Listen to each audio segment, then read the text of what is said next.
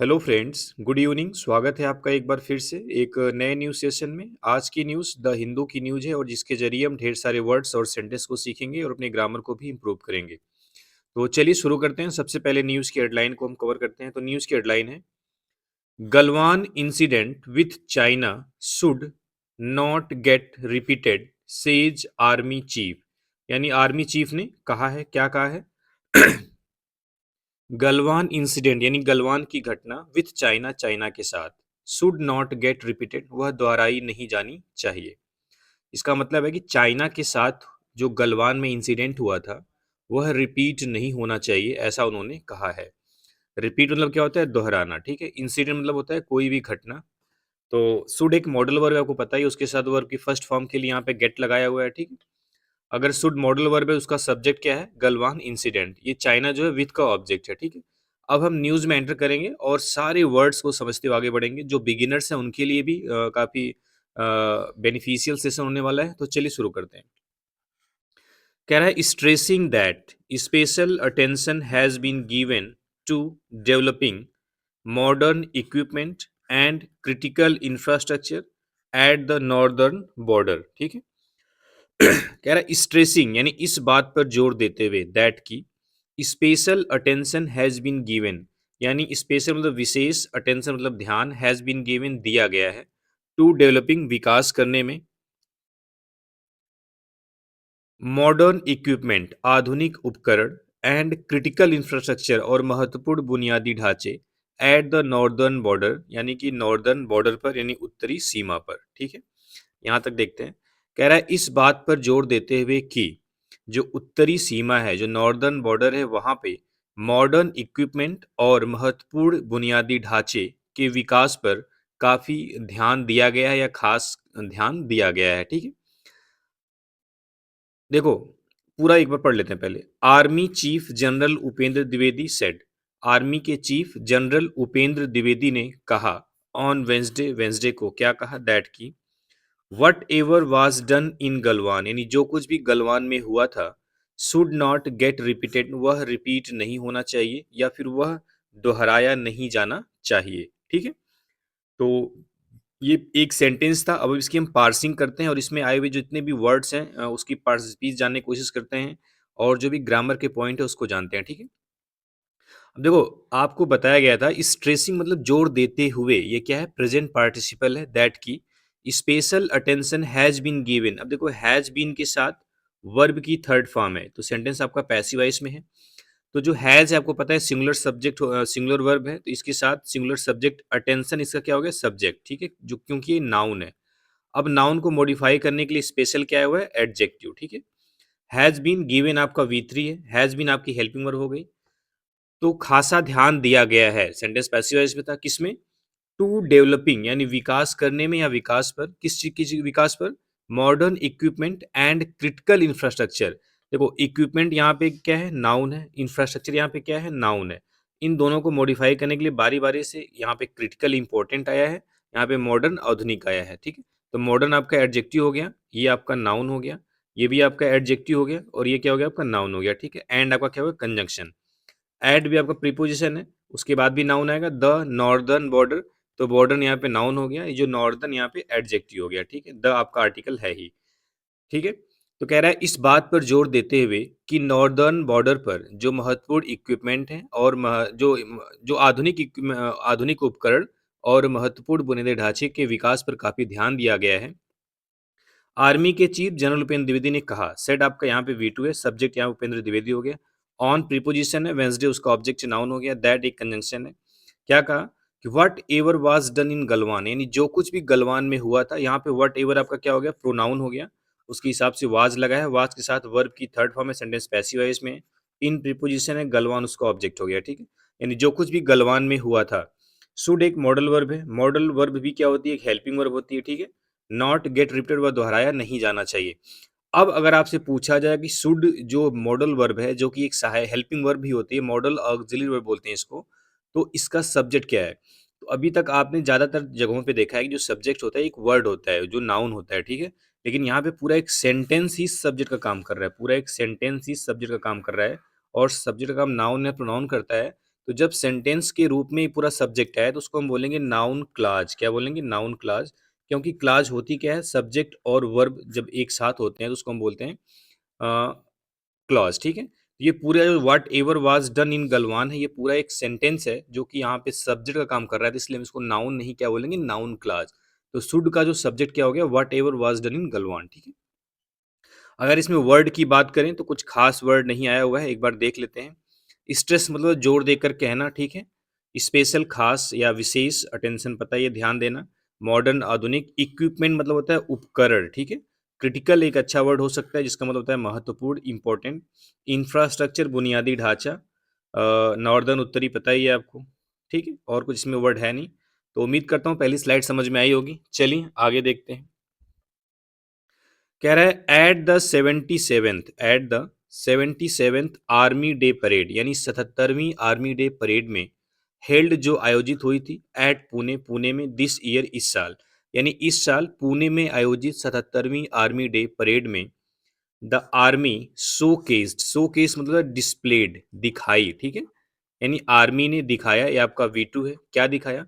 It's मतलब अपना, army के लिए जो प्रोनाउन इट्स लगा है। क्या दिखाया? न्यूली इंडक्टेड रोबोटिक म्यूल्स, यानी कि नए, इंडक्ट मतलब शामिल करना, इंडक्ट मतलब क्या होता है? शामिल करना। इंडक्शन एक नाउन है, ये यहाँ पे वर्ब की थर्ड फॉर्म एडजेक्टिव की तरह काम करे। ठीक है, रोबोटिक म्यूल्स यानी रोबोट के द्वारा चलाया जाए, म्यूल्स मतलब होता है खच्चर। ठीक है, कह रहा है आर्मी ने अपने नए शामिल किए गए रोबोटिक म्यूल्स, म्यूल्स मतलब क्या होता है? खच्चरों को शोकेस किया, दिखाया। 100 ऑफ विच, जिसमें से 100 हैव बीन इंडक्टेड, यानी शामिल किए गए थे, इंडक्ट किए गए थे। And 12 were part of the parade, और 12 परेड का हिस्सा थे। ठीक है, और उसमें से 12 क्या थे? परेड का हिस्सा थे। अब देखो यहाँ पे देखो एक चीज और आप जान लो, यहाँ पे ये जो स्ट्रक्चर है ये काफी अच्छा स्ट्रक्चर है। अब देखो म्यूल्स यहाँ पे एक नाउन है। म्यूल्स क्या है? नाउन है जिसका मतलब होता है खच्चर। अब उसको मॉडिफाई करने के रोबोटिक आ गया, रोबोटिक म्यूल्स, यानी रोबोट के द्वारा चलाए जा रहे म्यूल्स। ठीक है, तो ये रोबोटिक क्या हो गया? आपका एडजेक्टिव। अब इंडक्टेड, ये जो इंडक्टेड वर्ड है, इंडक्टेड क्या है? म्यूल्स ही है ना, तो इंडक्टेड भी म्यूल्स को ही बता रहा है, तो इंडक्टेड भी क्या हो गया? आपका एडजेक्टिव हो गया। क्या हो गया? एडजेक्टिव। अब देखो न्यूली वर्ड है। अब न्यूली क्या है ये जानना। न्यूली क्या है? आपका एडवर्ब है। अब एग्जाम में क्वेश्चन ऐसे आता है, it's new inducted robotic mules, तो न्यू को आपको न्यूली करना होगा, क्योंकि देखो न्यूली जो लगा है, क्या न्यूली म्यूल्स के लिए लगा है? नहीं। क्या न्यूली न्यूली म्यूल्स के लिए तो नहीं लगा है ना। न्यूली लगा है इंडक्टेड के लिए, नए नए शामिल हुए। ठीक है, नए नए शामिल किए गए, तो न्यूली आपका क्या हो गया? एडवर्ब हो गया। ठीक है, 100 ऑफ विच, जिसमें से 100 हैव बीन इंडक्टेड, शामिल किए गए हैं। And 12 were part of the parade, और 12 परेड का हिस्सा थे। ठीक है, अगली सेंटेंस देख लें। An all women Agniveer contingent of the corps of military police and an all girl contingent of the national cadet corps were part of the parade along with various marching contingents of the army।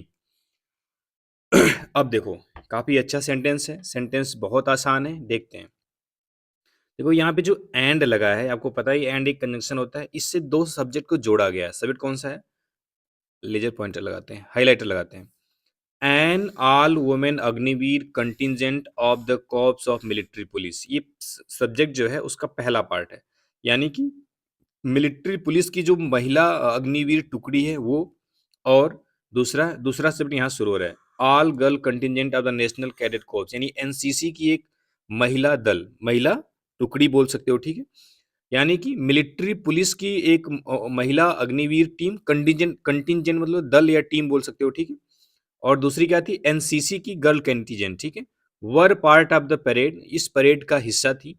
Along with, किसके साथ? Various marching contingents of the army, army के अलग अलग, various मतलब क्या होता है? अलग अलग, मार्चिंग कंटिजेंट के साथ, टुकड़ियों के साथ। ठीक है, अब लगाते हैं पेन। कंटिजेंट मतलब टुकड़ी, यहां समझ सकते हो, दल समझ सकते हो। ठीक है, दोबारा से देखते हैं। देखो जो अब ऐसे समझो, ये जो वर्ब है ये हेल्पिंग वर्ब है, इसका जो सब्जेक्ट है एंड से जुड़ा हुआ है दो सब्जेक्ट, एक है an all women Agniveer contingent of the corps of military police, यानी मिलिट्री मिलिट्री पुलिस की एक महिला अग्निवीर की टुकड़ी, और दूसरा एनसीसी की एक महिला टुकड़ी।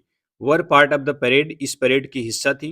along with various march contingents of the army, यानी आर्मी की अलग अलग मार्चिंग टुकड़ी के साथ, यानी कि समझ गए आप, सेना की, आर्मी मतलब सेना की अलग अलग मार्चिंग टुकड़ियों के साथ ये दोनों कौन कौन सी, मिलिट्री पुलिस की महिला अग्निवीर टुकड़ी और एनसीसी की महिला टीम या महिला टुकड़ी बोल सकते हो, ठीक है, ये दोनों ही उस परेड की हिस्सा थी, ठीक है। आगे देखते हैं। कह रहा है a Nepali army band joined the Indian Army Day parade for the first time. कह रहा है एक नेपाली आर्मी की जो बैंड पार्टी है वो भी पहली बार, फॉर द फर्स्ट टाइम, पहली बार इंडियन आर्मी डे परेड को ज्वाइन की, ठीक है। ये ज्वाइंड आपका V2 है, इसका सब्जेक्ट क्या हो गया, आर्मी बैंड और नेपाली आर्मी बैंड, ठीक है। आगे क्या बोला गया, we have to make sure, हमें यह सुनिश्चित करना पड़ेगा, दैट की whatever was done in Galwan, जो कुछ भी गलवान में हुआ था, शुड नॉट गेट रिपीटेड, वह दोहराया नहीं जाना चाहिए। उन्हें क्या बोला कि जो कुछ भी गलवान में हुआ था वह दोहराया नहीं जाना चाहिए, ठीक है। हमें ये मेक श्योर करना होगा, सुनिश्चित करना होगा, ठीक है। चलिए आगे देखते हैं। अभी देखो सारे सेंटेंस में पार्सिंग करके एक एक वर्ड को बताने में बहुत टाइम लगेगा, अगर आपको कोई डाउट होता है आप कमेंट में जरूर पूछिए, ठीक है। चलिए आगे देखते हैं। और इसका जो पीडीएफ है आपको टेलीग्राम चैनल पर मिल जाएगा, अगर आप उसको एक बार रिवाइज करना चाहते हैं तो आप टेलीग्राम से जुड़िए, ठीक है। टेलीग्राम चैनल का जो लिंक है वीडियो के नहीं, यूट्यूब चैनल के डिस्क्रिप्शन में दिया गया है, ठीक है। चलिए देखते हैं आगे। कह रहा है इट मीन्स, इसका मतलब है आवर आईज एंड ईयर्स, हमारी जो आंख है, आईज मतलब आंख एंड ईयर्स मतलब कान, and a whole of nation, और पूरे देश का, होल ऑफ नेशन मतलब पूरे देश का, अप्रोच मतलब नजरिया, अप्रोच मतलब क्या होता है, नजरिया, दृष्टिकोण, शुड बी फोकस्ड, फोकस्ड होना चाहिए, टूवर्ड्स दैट, उसकी तरफ। उन्होंने बोला कि इसका मतलब है कि हमारे आंख, हमारे कान और पूरे देश की जो अप्रोच है, जो नजरिया है, शुड बी फोकस्ड, वह केंद्रित होना चाहिए, टूवर्ड्स दैट, उसकी तरफ। वेदर, चाहे it is a diplomatic effort, चाहे यह डिप्लोमेटिक एफर्ट हो, चाहे कूटनीतिक प्रयास हो, और मिलिट्री एफर्ट या फिर सैन्य प्रयास हो, और इवन एमएचए या फिर एमएचए का प्रयास हो। एमएचए क्यों कह रहा है कि इन टर्म्स ऑफ सीएपीएफ, यानी सीएपीएफ मतलब होता है सेंट्रल आर्म पुलिस फोर्स, जिसको हम बोलते हैं केंद्रीय, सेंट्रल मतलब क्या होता है, केंद्रीय, आर्म मतलब सशस्त्र पुलिस बल, ठीक है, जिसके अंतर्गत सीआईएसएफ, बीएसएफ, सीआरपीएफ, ये सारी फोर्स आती है, जिसको जिसको जो एमएचए के तहत होती है, यानी मिनिस्ट्री ऑफ होम अफेयर्स के अंडर आती है, तो उसको कह रहा है। आर इवन एमएचए एफर्ट्स, या फिर एमएचए के एफर्ट की बात करें, देखो कह रहा है कि यहाँ से शुरू से देखो, पहले यहाँ देख लेते हैं, वी शुड, नहीं यहीं तक देखते हैं, लेजर लगा लेते हैं, ठीक है।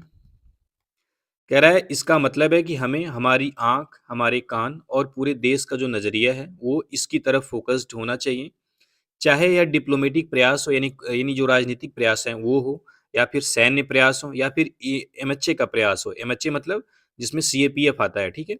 We all should converge on this issue, हमें इस मुद्दे पर कन्वर्ट होना पड़ेगा, कन्वर्ज मतलब होता है इकट्ठा होना, we all should converge, converge और डाइवर्ज दो वर्ड होते हैं, कन्वर्ज मतलब होता है मिलना, डाइवर्ज मतलब अलग अलग होना, ठीक है।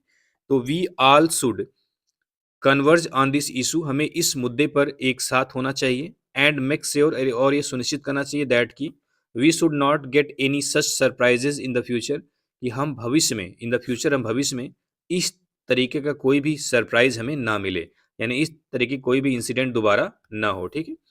मेक श्योर, ये सुनिश्चित करना चाहिए, दैट की we should not get any such surprises in the future, कि हमें भविष्य में इस तरीके का कोई भी सरप्राइज या कोई भी सरप्राइज ना मिले, ठीक है।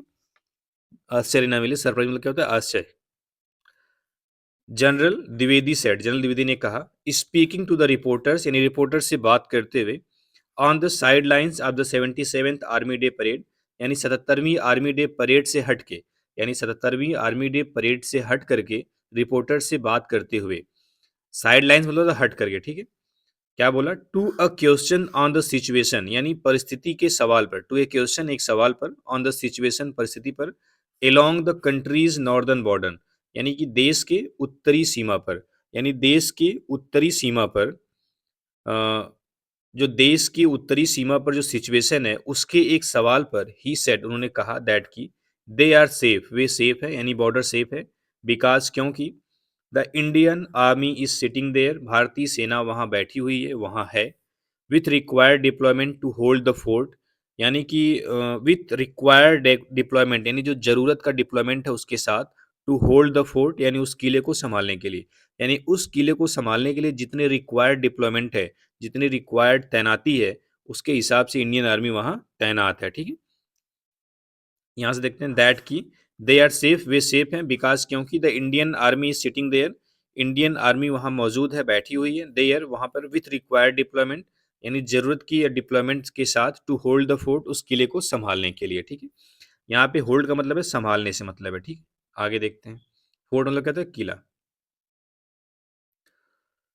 कह रहा है addressing the rank and file, addressing मतलब होता है संबोधित करते हुए, रैंक एंड फाइल मतलब कॉमन मैन आम आदमी, आफ्टर रिव्यूइंग द पैरेड यानी पैरेड की समीक्षा के बाद, यानी पैरेड की समीक्षा के बाद रैंक एंड फाइल मतलब यहाँ पे आम आदमी, यहाँ पे जवानों से मतलब है। ठीक है, ढेर सारे जवान हैं तो उनको संबोधित करते हुए, रैंक एंड फाइल मतलब एक कॉमन मैन आप बोल सकते हो। ठीक है, कॉमन मैन या फिर यहाँ पे जवान से मतलब है।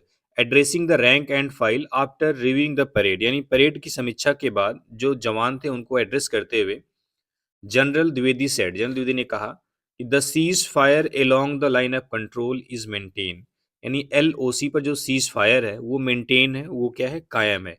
सीज फायर का मतलब होता है युद्ध विराम, यानी युद्ध नहीं होगा, युद्ध के युद्ध पर रोक है। ठीक है, सीज मतलब होता है रोक देना, फायर मतलब यहाँ पे युद्ध से मतलब है, यानी कि एलओसी यानी लाइन ऑफ कंट्रोल पर जो युद्ध विराम है वो मेंटेन है, वो कायम है, बट लेकिन अटेम्प्ट्स टू इन्फिल्ट्रेट कंटिन्यू, यानी कि जो प्रयास हैं उसको इन्फिल्ट्रेट करने का यानी उसमें घुसपैठ करने की कंटिन्यू मतलब जारी है। ठीक है, यानी लेकिन उसमें घुसपैठ की कोशिशें क्या हैं, जारी हैं। ये जो कंटिन्यू वर्ब है इन अटेम्प्ट्स प्लूरल है उसके हिसाब से कंटिन्यू लगा हुआ है। ठीक है, कह रहा है we will continue on the path to make the Indian army, we will continue हम आगे बढ़ते रहेंगे, ऑन द पथ रास्ते पर, to make the Indian army भारतीय सेना को बनाने के लिए, अ मॉडर्न एक आधुनिक, मॉडर्न मतलब क्या हो गया, आधुनिक, एजाइल मतलब होता है बिल्कुल फुर्तीली चुस्त, एडाप्टेबल मतलब कोई चीज़ बहुत जल्दी ढल जाती है, एडजस्टेबल, टेक्नोलॉजी इनेबल्ड यानी टेक्नोलॉजी से सक्षम, एंड कैपेबल और सक्षम, फोर्स बल इन द फ्यूचर भविष्य में।